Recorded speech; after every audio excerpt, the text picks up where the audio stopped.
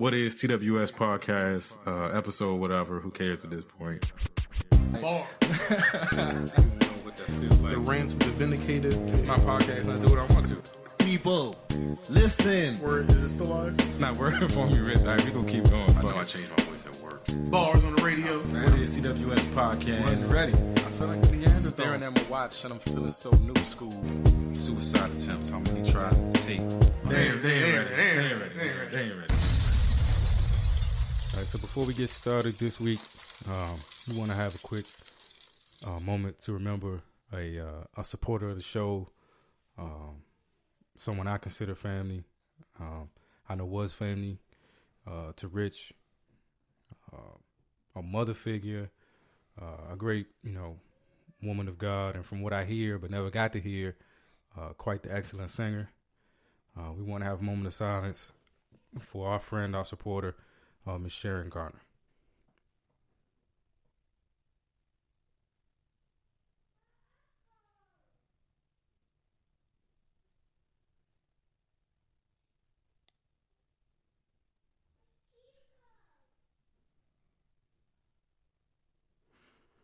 All right, Mrs. Garner, I'm sorry. You definitely will be missed. I didn't get to know you long, but definitely had an impact on me and my family while you were here. Definitely. Much appreciated. All right, so this is the What is TWS podcast. As always, I am J. Flan. And this time, not via the interwebs, but in the building is my brother, Rich Green. Yo. Rich Nerd. Damn, I see. Man, I ain't seen you face to face like this in a minute, so I'm fucking everything up. Oh, man. Yeah, we are the White Pass Society, and this is the What is TWS podcast. We somewhere in the hundreds on this episode. Oh, man, let me get some music on. Yeah, we getting up there. Getting old. There we go. All right, now it feels more like a podcast now. Man, we planned to have a guest that kind of fell through. We getting ready to step out on the town tonight. We're going to an event. The brother Sir Rod is throwing the mob reunion. Is it Men of Distinction? Men of Distinction. Yeah. Mod. So Should be good. It's made for an interesting afternoon. I learned some things about myself this afternoon. I learned that my wedding was not only 4.5 years ago, it was also about 25 pounds ago. And I tried to get classy, put on my wedding suit for this event. No go. You ever tried to put some pants on and like the button, like by the time you pulled them up, you realized they were too far apart. Like it wasn't even no point in attempting. Sometimes you can get away with it, but when you just sometimes you can't bridge that gap. Yeah. I saw like it wasn't even no point. I tried to like summon the ancestors and stuff and see what I could do, but didn't work out for me. So had to go to Plan B. I'm still gonna keep it classy though. And we're gonna head out to this event. This is how you know you old. One, I couldn't find no clothes to fit. Like dad bod is seriously taking over. And two, the idea of being out at 10 o'clock tonight is not feeling like the greatest idea of all time. Looking at the invitation, it says 10 to 2, and you like, do I gotta stay the whole time? Right, yeah, two is not gonna happen. But other than that, I did want to speak on this before we get into our topics. Because I almost started my career as a little kid assaulter. I was about to assault this little boy today. I know that sounded pretty bad, but I was about to assault this little boy today. It finally happened, Rich. I went into daycare, and I'm picking up Elise, and she's like a fan favorite. Those kids love her. Like I don't know what it is, but those kids like love Elise, and she's leaving. And there's a little boy named Jackson, a little black boy, because that's not a given at my daycare down here in Austin. It's a little bit of everything at the daycare. A little black boy named Jackson. I got her in my arms, and he's bye Elise, and I'm telling Elise to tell him bye too. That's the nice thing to do. I tell Jackson bye, and then I sit her down because Tammy is obviously taking like longer than I wanted to take, and I can't hold that little girl but for so long. So I put her down, and Jackson grabs her by the hands, says, "Give me a kiss." Ooh. She kisses him. And then he says, "I love you, Elise." Tell you, Rich, I'm telling you, Rich, cases was about to get caught today. I will kick a little kid. I will kick a 2-year-old. That's crazy. I'm telling you, parents, fathers of little boys, mothers of little boys, tell your little boys keep their crusty ass lips off my daughter, because I will punt a 2-year-old. I promise you. I promise you. And Jackson was on a 3rd and 10. He was about to get punted across that classroom. But I think it might have been Miss Sharon's spirit or the Lord. Somebody tapped me on the shoulder and said, "Don't do it, Flan. Don't do it." But it almost happened. I needed to get that off my chest because Tammy's like, they're just kids. They don't know not the fuck they know that. They know enough. Kids my ass. Don't be telling my little girl, give you a kiss. On some player shit, like, give me a kiss. Come here, girl. Kiss me. Nah, I don't go with it, Rich. I can't do it. Can't abide by it. Can't have it. Maybe he just thinks that's what you're supposed to do. You're supposed to kiss girls. I don't know. Nah. And then kiss your mom, you kiss your auntie. Nah, son. But the way he was straight, like, G'd up, he was like, hold on, let me grab some hand. Like, let me talk to you for a second. Let me look in your eyes. Come over here real quick. All right, you going home now? All right, bet. So I'm going to see you next week, right? It's like, I love you. Give me a kiss. Something to remember you by. Yeah, game. Nah, yeah. Little kids' names, little boys with last names for first names. Nah, that is true. That's the ones you got to be scared of. I got to add that to my list of people I don't trust. People with pink lips and dudes with last names for first names. Can't trust them. But people, I will kick your kid. I ain't gonna punch him. I don't, cause I got back problems. I don't want to reach that far down. But I will kick your kid. Man, that's crazy. All right, that's all I had. What's going on with you, Rich? Not much. It was a long week. I'm glad that it's over. Yeah, just ready to, I guess, get tonight on the road. See how this networking goes. Yeah, we're gonna do some networking. We're gonna do grown folks hang out for the grown and sexy. I sound real excited. No, it's gonna be a good event. Like Rod always throws. Yeah, it's always good event. So I'm looking forward to it. We had a great time at the tailgate the last time we hung out with Sir Rod. So yeah, looking forward to tonight. Finally get to put on my hard bottom and step out. All right, so I'm looking at the list that you put together. Where did the triple pause come from? Yeah, so pause of the week. No. I gotta find a sound effect for it. But man, what were we talking about? We were talking about this event. We were having a conversation about shit I ain't gonna discuss on the podcast because we cheat. We was having a conversation about the financial ramifications of this event. Yeah. And we were talking, and then you took it upon yourself to like go straight to the source, ask the question, get the answer. And so here's the infamous. Oh, I remember it now. Here's the infamous triple pause. Rich went out, got the answer that we needed. My response was, my man, no beating around the bush, just straight to the point. Triple pause. That's epic. That's the pause of the week. I definitely remember it. Courtesy of your boy J. Flan. One more time for you. My man, no beating around the bush, straight to the point. Triple pause. Boom. Pause of the week. Pause of the week. Yeah, we'll get some good audio for that one. All right, so moving on. Let's get these bullshit stories out the way. The shit I don't care about but have to report section. That's the boy Mike responded. So these are some things I've seen in the last couple weeks that I felt like it might be necessary to just touch upon, but I really don't care that much. I don't know, Rich, if you heard about this Scientology starting a TV network. Did he? Yeah, the Church of Scientology is starting their own television network. And the craziest shit to me was that tagline. The tagline being, the only thing more interesting than the stories you've heard are the ones you haven't. Motherfucker, I bet. I bet they are, man. So I'm a little interested. I do kind of want to, because the more you hear about the Church of Scientology, the crazier and crazier it sounds. I probably shouldn't be saying this stuff because they listening, and it's just going to be niggas outside my door. Are there any black people in Scientology? I don't even know. Not that I heard of besides Eddie Murphy and Bowfinger. Was Isaac Hayes a Scientologist? Was he? I think that's was the thing that ended his relationship with South Park. It was something about the Church of Scientology. I think Isaac Hayes might have been. What was that movie that Tom Cruise did when he had that orgy? Eyes Wide Shut. So every time I hear Scientology, I immediately think Eyes Wide Shut, and what's that other one with Selma Hayek in it? Not Selma Hayek, the other one. Anyway, I think that Vanilla Sky? Yeah, I immediately think Eyes Wide Shut and Vanilla Sky, and that's just all of them walking around like all day. Like those two movies are represented, and I have no idea why I feel that way. That's just Scientology. If you want to understand Scientology, go see those two movies. Eyes Wide Shut, Vanilla Sky. Yeah, I have no idea why I feel that way, but I had such high hopes for Vanilla Sky, and it's still one of those movies to this day where I'm like, maybe I just didn't get it. Like maybe I need to watch it one more time. How many times? And it's all gonna click, and I'm gonna get it. I've seen it a few times, and I still don't know what the fuck. I don't know. I don't get it. Let's see.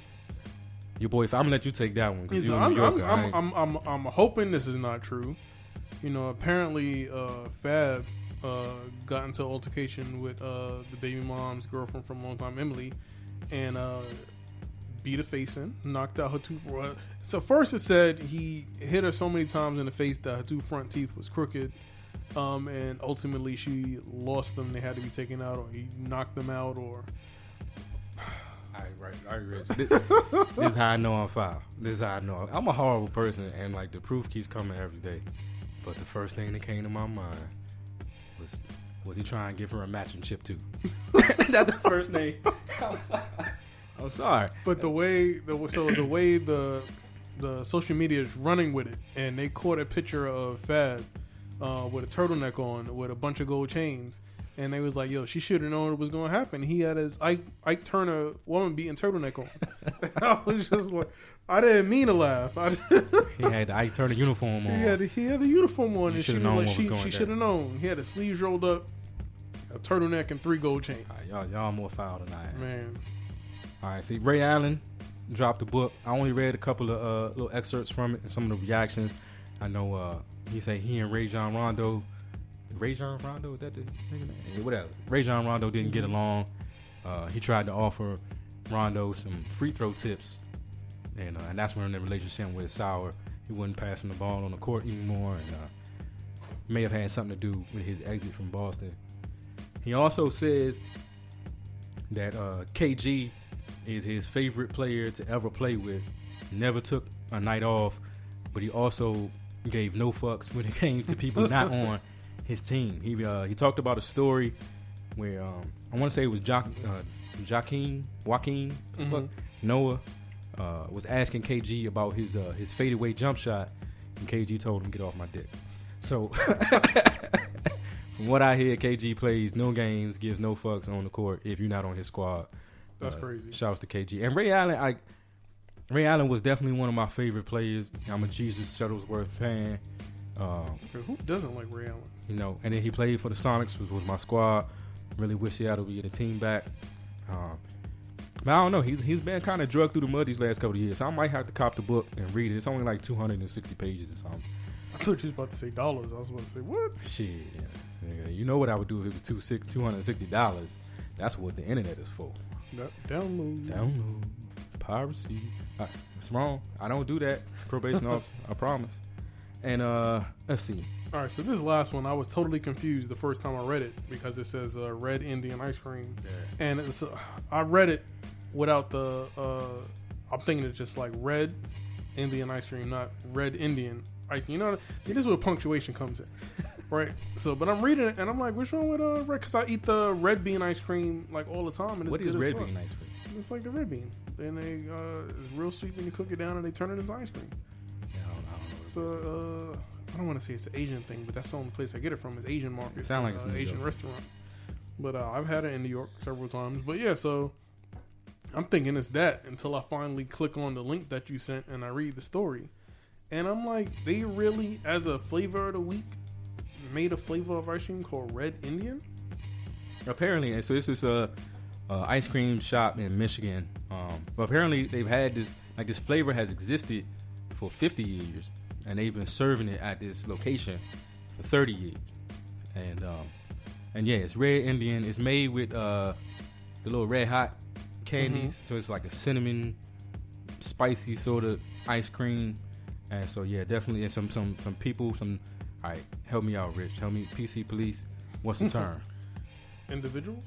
I can't say is it not Native American or what is American Indian? American Indian. All right. Some American Indian individuals in Michigan are now up in arms about this flavor, want it removed from the menu. And then there's also some members of the Indian community in that same area who've been taking pictures of themselves with cones of the ice cream in support of the flavor. So immediately it reminded me a little bit of the Redskin situation. That's immediately what I thought. You gonna look at all of this going on over here and just say, I'll be okay. I mean, but they've been doing it for 30 years, according to them. You know, they've been doing it for a minute. Like, this ain't new. This is all of a sudden now we in a state Social where media. if anybody is offended by something, you got to stop doing it. And I'm going to say this, and this is going to sound foul, but, like, you got to take it, sit on it, think about it for a couple of days, pause, and then come back to it. But, and this is I'm only talking about this case. Like, I'm going to separate the Redskin thing because theirs is sort of legal. Like, you can't, whether or not you can legally trademark an offensive term, like, that's another subject. I don't think this is a trademark issue. But here's my thing, right? If you do something, if you're a business or individual and you do something that's offensive, and then people get up in arms and they demand that you stop doing it, if there's no legal recourse, like if what you're doing is not against the law, which sounds like in this case, Red Indian ice cream is not against the law. Yeah. You do have some supporters, and you do have some people who are demanding that you change it. Well, if you're willing to accept the consequences of whatever their demand is, like if they say, we demand you change it, and if you don't, we just won't shop there, and you like, cool, shouldn't that be the end of the discussion? Like, if you okay with losing... Yeah, and then it's what do they do now? Oh, yeah, it's like what? What else are you going to do to sway them and to you try can't to get your make way? somebody just because you don't like it. Don't mean, and I don't mean to, sound harsh because it's not offensive. It's not directed toward my demographic. Yeah. So I don't have a personal stake in it. Maybe I should. I don't know. What is it? Injustice to anyone is injustice to everyone, or that kind of stuff. Even if you don't believe in it. Yeah, I mean, even if it's not. And I think on a certain level that's true, but it has to be like an actual injustice, like an actual social injustice. This. See, no, I don't want to sound like I'm minimizing it, but go there, Rich. Go there. It doesn't. This is what I'm saying, Rich. I plan to say a lot of things that I know someone is going to take offense. Yeah, I mean, and if I say it and I'm okay with the fact that because you take offense to it, you won't listen or you won't watch or you won't support, I think that's the end of the discussion. Yeah, and you're right. And I feel like bottom line, if that community feels like they feel a way about it, then we should be up in arms about it. But I can't be up in arms or upset for someone who's not offended. So if you're out here and you eating ice cream and you thinking it's good and you got tons of people who are supporting the brand, then I mean, okay, I can't be offended for you, and I don't think people should be hyping it up and claiming that they should be offended too. Like, stop pushing the rhetoric. Like you said, if it is what it is at this point. If they got supporters and it's not 100%, people against it, they got people out there buying it every week. Evidently, they're not shutting down anytime soon. So yeah, walk away. I mean, it's like I don't mean to throw more shit on it, but it's like the Monique situation. If you ain't got the juice that your boycott is gonna break them, then like what? Yeah. I get it. So it's like you find it offensive, so then don't eat it. And if that forces them to change it, because you fuck with them economically, well then you win. But if you can't, if you ain't holding no cards, then you might have to take the L. You just don't eat there no more, and they don't get your money no more. And even trade, we good. All right, not to throw us off topics, but that reminded me of another one that I just saw online. I feel like I know what you're gonna say, but I want your opinion anyway. So, there's been a bunch of vegan protests outside of this. The fuck? Vegan protests outside of this restaurant, and because he serves meat, obviously, they're against them. They've been protesting outside of his restaurant like every day, picketing, putting up signs, talking to customers on their way in. Finally, on the 5th day, the owner, he's like had enough. He doesn't go out there. He doesn't confront them. He doesn't do anything. What he does is he sets up at the front of the restaurant. He sets up a table, gets a butcher block, some knives, My nigga. and then he gets a whole deer leg, fillets, butchers, and trims the entire deer leg My man. in the window in front of all the vegans in his shop. My man. And they're all like super butthurt. Like, oh my God, he's doing this just to hurt us. How Shouts. disrespectful can he be? And then, Shouts to you. and in my head, it's like, well, you're outside of his shop, establishment. and you're being disrespectful to him. Only like you're messing with his clientele, you're messing with his money, his business. Yeah. He's not doing anything but, fillet in the day's course. I mean, I thought it was petty, super petty, like Super petty as petty. shit. And I That's- was like, yeah, man. first thing that came around was Denzel. I co-sign My now, nigga. my Yeah. man. My man. Yeah, I like that one. Yeah, you lost me at vegan protesters. Like, what? Like, but like, Yeah, it is came that back is around, that it came really back like the only thing that are they protesting simply for the fact that he serves meat? Like, That he's serving meat and like killing animals and stuff, as if being vegan, you're killing vegetables, you're killing flowers, you're still killing something. Vegetables are living, breathing. something dies for you to Yeah. live. So I'm not a vegan. I'm not gonna say something like I don't support vegans. Like if that's what you want to do, awesome. Like, but that has no bearing on me. it doesn't mean I can't eat meat or you should. But I also always say the only thing you can do whatever you want to do, other than tell somebody else how to feel about it. Yeah. And so if he's gonna eat meat, he got to know that there are gonna be people now that don't like him because he eats meat. They got to know that it's gonna be people that don't care that they don't like him because they eat meat. And like here we are. Like you outside my restaurant, I got to live with that. Well, if you want to stand out there, then you got to live with this deer leg. That shit was petty as fuck. Petty as fuck. I watched that video twice because I was like, I've been trying to look at their faces as he was cutting, and I was like, oh my God, what kind of animal is that? It was funny. I'm gonna send you the link. It was funny as fuck. I'm laughing. I'm not. Hey, if I sound a little under the weather, people, I apologize. I don't know if it's allergies or what, but something's fucking with me right now. All right, so I want to get to this lyric of the week because it kind of ties into where we're gonna go after that. This one is from Black Milk. I did not write down the song, but it's off his new album Fever. Black Milk, one of my favorite artists, producers, rappers. Detroit is putting out some shit right now. So, but Black Milk, new album Fever. The lyric is, if you can't stand up when a fellow officer shoot a kid with his hands up, I don't know who we can trust.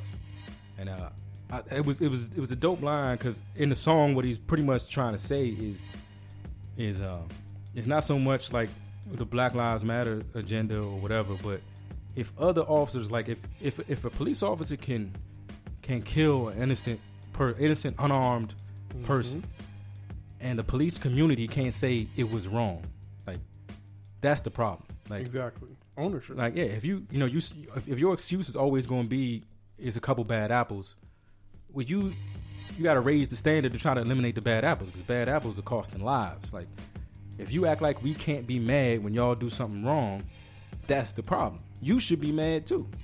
You should be up in arms because an innocent person lost their lives for no fucking reason. So shout out to Black Milk, dope line. Hip hop lives.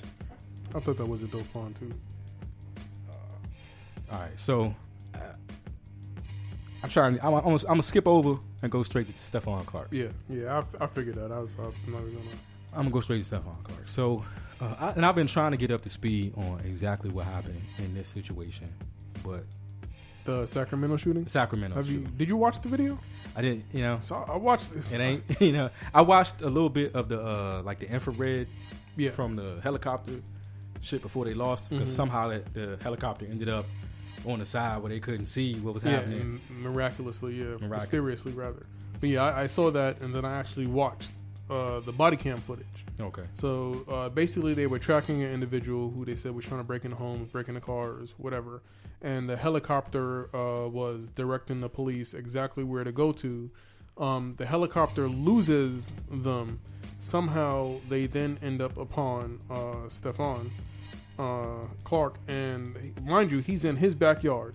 So it's like, one, they roll up on him, and it's not like he's doing anything out of the ordinary from what I can see. So the story that I heard was that they encountered him in the front, and he ran around to the back. And then they followed him back there. I didn't know. It did not look like they followed him from the video that I saw. It looked like he was just back there. All right. Either way, he was, on his property. Yeah. And they didn't say we're police. They didn't announce themselves. If a group of dudes just run up on you and they're screaming at you, I'm probably gonna motherfucking panic, to tell you the truth. But yeah, they ran up on him.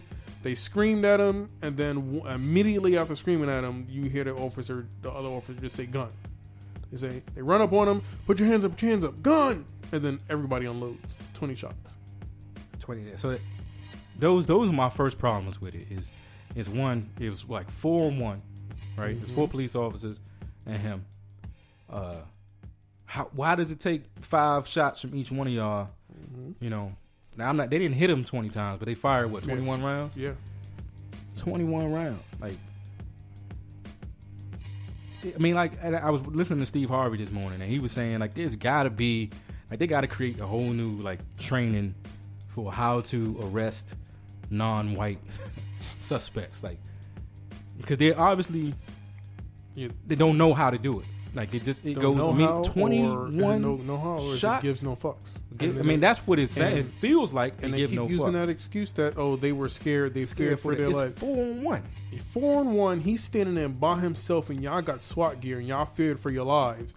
But the dudes who are actually out here shooting up churches, who got semi-automatics and bombs and shit, and y'all didn't fear for your lives then, and they actually got some shit to fight back with. It's pretty crazy. 21 shots. I don't understand the justification on 21 shots. And that's what made me watch it. After seeing it so many times, I was like, it can't be this bad. We don't know how to shoot people in the leg and how to take somebody down. Mm-hmm. Where's the tasers at? We're always seeing somebody getting tased. Mm-hmm. Where's the tasers at? And that's the thing. They're supposed to shoot to incapacitate, to immobilize. You can't shoot 21 times to immobilize nothing. You shoot anything 21 times, you're probably gonna kill. They're shooting to kill. So, and they're probably gonna get off. Yeah, we get no charge. So we keep having these situations, and no charges filed. It's getting crazy out here. I saw his brother interrupt the council meeting. You saw that one? And he was just say his name, is a person. A person died. An individual is gone. Can never do another thing, good or bad on this earth. They can't impact anybody else's lives. They can't raise their children. They can't contribute to society in any way. They're gone. And it can't be oops. You know what I mean? We got to get past the oops. Mm-hmm. Bad apple. Shit happens. And it's crazy that every year it's another name for us to immortalize. Every year it's another name 6 months to the list. It's getting insanely frequent. Too close, yeah. It's too close. Insanely frequent. And again, this is one of them situations where I'm we got to start with an admission. We got to start with an acknowledgement that there is a problem. Please stop telling us that we crazy. Gaslighting the shit out of gaslighting the shit out of people, right? Yeah. Stop telling us that we crazy and nothing is wrong. Say yes, something is very wrong, and we're doing everything we can to fix it. Stop telling us it's our fault we get killed. Stop telling us, he feared for his life. Well, he shouldn't be a police officer if a person with a cell phone is going to scare him enough to shoot 21. Now, can't do this anymore. We need an admission. Somebody's got to come out in public and say, yes, it is a problem, and this is what we are doing to address it, and be held accountable for it, and show us, have some transparency. It just feels like it's a brotherhood, and you can go out here and you can do whatever. You can do whatever, and we got you. If you can't stand up when a fellow officer shoot a kid with his hands up, I don't know who we can trust. And you don't want us to reach a point where we don't trust the government. We don't trust law enforcement. We feel like we gotta protect ourselves against you. You don't want that to happen, and we try not to get there, but you're making it insanely tough at this point. I'm a person who normally don't go to that militant, who tries to, But it's you don't have a choice. But it's you leaving me without choice. I don't have a defense for this. When people come to me fuck the police, I'm running out of shit to say. And I want to I'm trying, Yeah, and So before I left the house to come over here, I read a meme online, and it got me to thinking about the same exact thing and how they keep changing the rules and keep changing the expectations. This dude put online, black folks are expected to have emerged from 400 years of slavery and Jim Crow mentally unscathed. But motherfuckers expect me to understand how a geek from the suburbs can be triggered into a bombing or shooting rampage because people was giving him wedgies in high school. And they're serious. Leave him alone. You know, he was being bullied. He was troubled. That justifies him bombing for fucking almost a month, terrorizing the state of Austin, the city of Austin, fucking with bombs. And we're supposed to be understanding of that. But we immediately have to forget the past 500 plus years that happened and not feel a way about that overnight. Nothing. I think that's even oversimplified because it's not forgetting. I think a lot of people, especially, I'm going to say it, millennials, I think a lot of millennials don't necessarily identify with the 400 years, the Jim Crow, you know, the shit that was happening, segregation, all that was happening. That is like a distant memory to an entire generation. But they got to deal with what's happening right now. It hasn't stopped. Mm-hmm. It's still happening right now, and you're still treating us like when we say it, we crazy, like we don't see what we're seeing.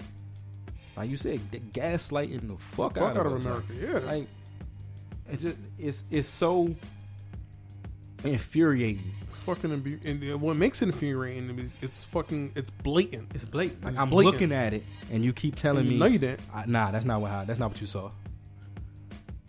And then it happens again. So no, okay. So I didn't see it this time. But this is it, right? It happened this time. Nah, still not. It still wasn't. You're wrong. Okay, all right. Okay, it just happened again. Right now, this time for sure. Nah. You know what I'm saying? Like you're insulting people. And that's the shit that kills me. The shit that's going on. And granted, it's other shit out there, school shootings and stuff like that. And not to dismiss it, but you see a school shooting. And people rally around it and they're like, okay, how do we try to fix this? They acknowledge that something happened and they trying to fix it. And I think that's the major difference that you're trying to highlight here. Yeah. School shootings have absolutely become the new fucking normal. Like, it doesn't make sense how often they happen. But at least there's a conversation around it and both parties are on board and they're trying to do something. But every time a black man gets shot, there's no repercussion. The police officer walks, they don't know what, 95% of the time nobody's getting arrested. We immediately go to was there a justification? You know, at some point there has to be little to no justification for a police officer murdering an unarmed civilian. We got to reach a point where police officers are well trained enough that killing an unarmed civilian is such a rarity that when it happens, you immediately assume fault on the police. Like, he didn't follow his training somehow, and he's got to now prove that he was justified. It seems like we have to prove that he was unjustified in killing someone, rather than him prove that he was justified. And the part that kills me, it's a murder. Is they're held in such high esteem. Like, they can't do no wrong. Yeah, but why aren't they held also to a higher standard? Exactly. Like, you telling us to learn how to deal with police better. Tell police to learn how to deal with us better. We're not killing them. They killing us. And once again, they chose that job. You chose this. You can't get. You go to McDonald's and you got irate customers. You can't get mad because you dealing with irate customers. You chose this job. You need to learn how to deal with motherfucking irate customers. You need to learn how to deal with fucking people. You're a police officer. You chose to protect and serve. Yeah. Not protect, serve, and knock off a black nigga every chance you get. And I don't want nobody to get me wrong. I want us to be able to respect the police. I want us to be able to have good and positive relationships with law enforcement. I need law enforcement. I go places. I'll tell this story. When I was back in D.C., I gotta tell people all the time, the one thing you don't want to do in the hood is look like you don't belong there. Mm-hmm. And it was late night. I was at a bus stop, and I started like looking down the street to see when the bus coming. And I was doing things that made it clear that I didn't know exactly where I was or how I was going to get where I was going. And of course, that drew the attention of the wrong kind of people. And I happened to be standing like 200 or 300 feet from like a little police kiosk station. So the first thing I did was go walk over in front of. I mean, it was the most bitch move possible, but I had to do what I had to do to live that night because I ain't had no money and I ain't want nobody to shoot me because they tried to rob me and couldn't get shit. So I went and stood in front of this little police kiosk. It wasn't even nobody in there, but I was depending on law enforcement, to protect me. Mm-hmm. And I want to be able to do that. But when these situations keep happening, like I said, the rhetoric that starts coming up now, the conspiracy theories that start coming up now, we're running out of ways to diffuse them. I saw something on Facebook the other day where the dude was like, when the Ku Klux Klan infiltrates the police, then you have police officers with a license to kill. Mm-hmm. And it's like, for a lot of people now, that's ringing too true. It's difficult. Yeah. It's difficult to defeat that. Like, I shit bricks. You know what I'm saying? It starts to make sense to a lot of people. Every time I see a cop on the highway, I'm shitting bricks. I'm not even doing anything. I'm under the speed limit. No contraband. Paperwork. Everything is good. Nothing wrong with the car. And I shit bricks every single time. Because I just never know what's going to come out of that experience. And it's effed up. Because I've had positive experiences with police. Yeah. But then I've also had negative ones. And the fact that all of us share that common experience, where 9 out of 10 black guys I know can give you a bad story with police. And the number shouldn't be that high. Yeah. And and it's sad to say, like I was getting okay with, being profiled or knowing they're going to stop me or they're going to ask me some questions. That was starting not to bother me so much. But now it's like, I might die. Like I could deal with it's too many of us together in this car. We're probably going to get pulled over. Yeah, and I hate it. Fuck it. We're going to, all right, everybody be quiet. Let's get through this. Now, we had reached that point, and that's fucked up that we had to reach that point. But now it's like, niggas like, call your mom, tell her you love her. We don't know if we're coming home tonight. Mm-hmm. Like, you don't want to.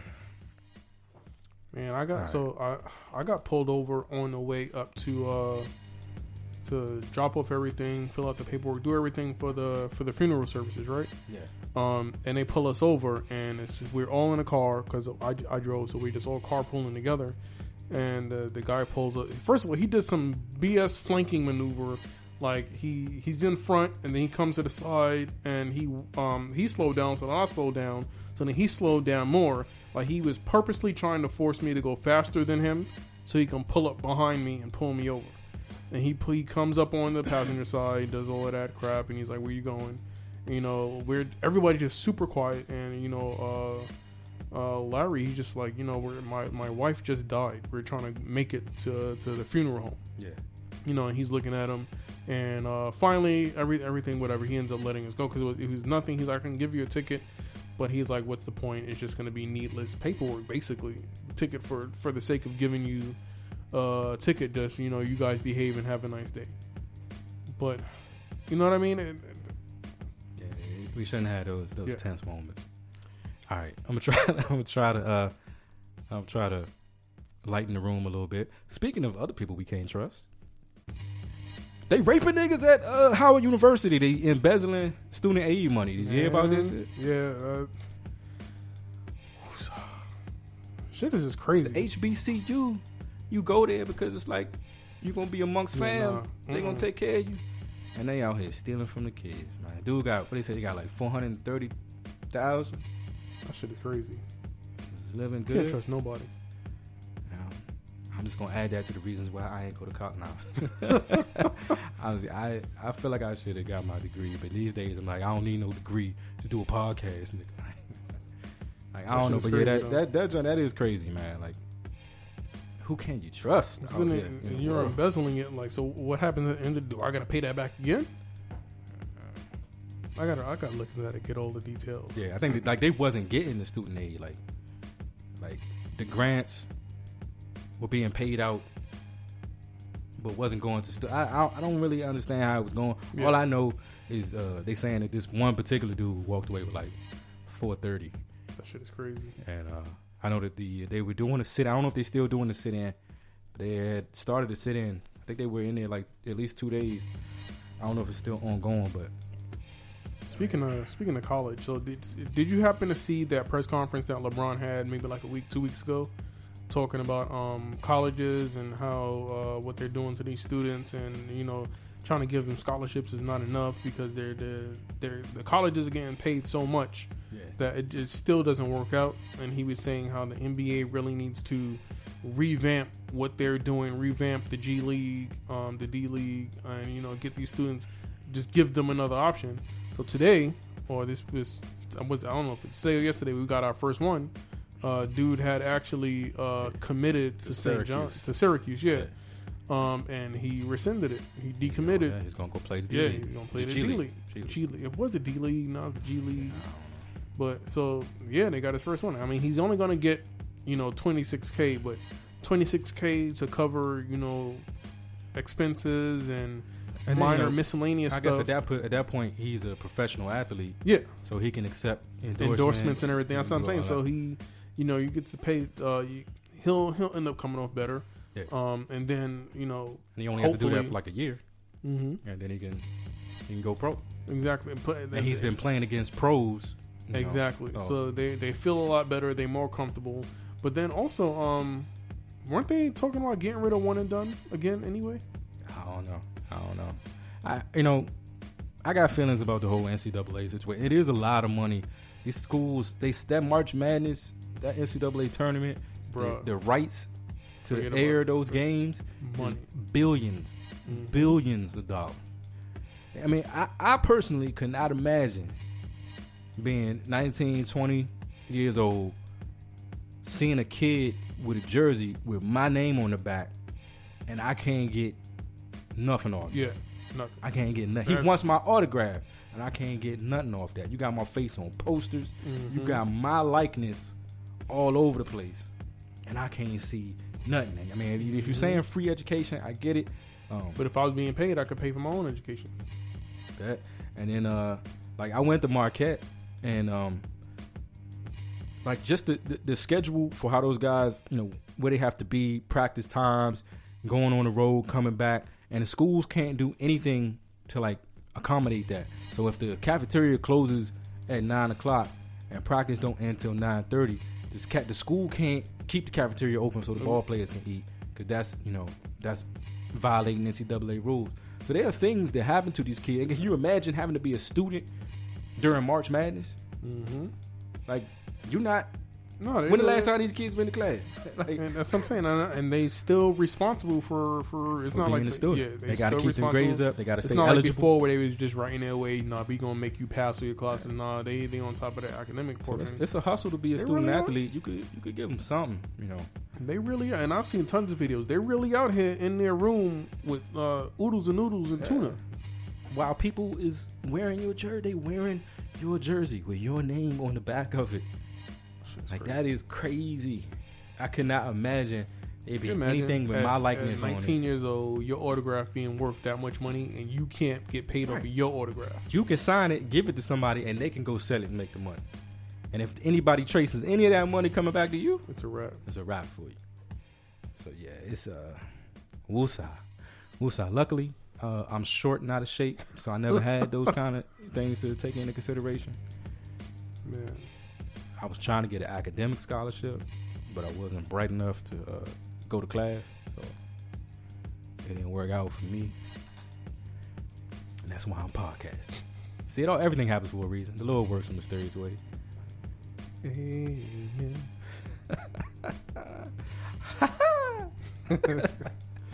Who does? It's a comedian that has a fucked up laugh. You know what I always wanted to be able to do? I always wanted to be able to do that Jadakiss raspy shit. That whatever. I can't do it. I sound like Ronald McDonald or something when I try to do it. But I always wanted to do it. I always wanted to try to have a rap laugh. Like Jadakiss joint is pause is well known, and then Jay-Z got a pretty cool rap laugh. He got that Elmer Fudd shit. Mm-hmm. I used to know how to do it, now I can't. Do sound like Elmer Fudd. He got that Elmer Fudd shit, but it sound cool when Jay does it. I always wanted to rap laugh when I was trying to do my verses, so I never couldn't really. Should he just meet us at the place? What time is it? Oh shit, we talking 8:30? On the podcast. All right, so yeah, we getting ready to make this move to the Mar reunion. It's gonna be a dope night.